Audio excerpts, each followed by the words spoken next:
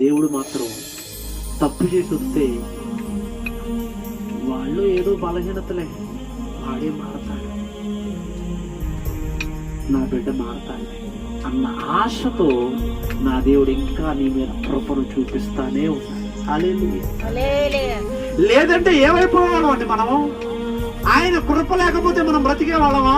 ఆయన కృప లేకపోతే మనం జీవించగలిగే వాళ్ళమా? అసలు ఆయన కృప లేకపోతే కడుపు నిండా ముద్ద దొరికేదా? ఆయన కృప మనల్ని ప్రతిరోజు బ్రతికిస్తుంది. ఆయన ప్రేమ మనల్ని నడిపిస్తుంది. ఆయన కృప మాత్రమే మనకి ఆరోగ్యాన్ని తెచ్చిపెట్టింది, మనకి బ్రతుకునిచ్చింది. హల్లెలూయా. నా దేవుడు నువ్వు ఎన్ని తప్పులు చేసినా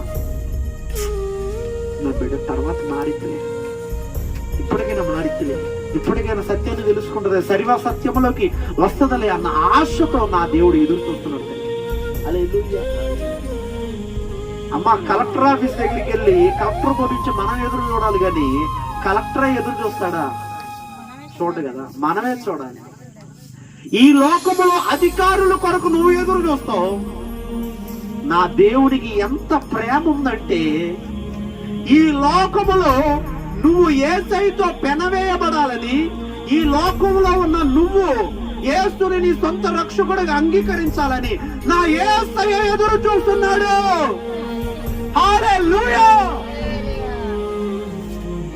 నీ కొరకు ఎదురు చూసే ఏకైక దైవం, ఏకైక దేవుడు, ఏకైక వ్యక్తి నా యేసయ్య.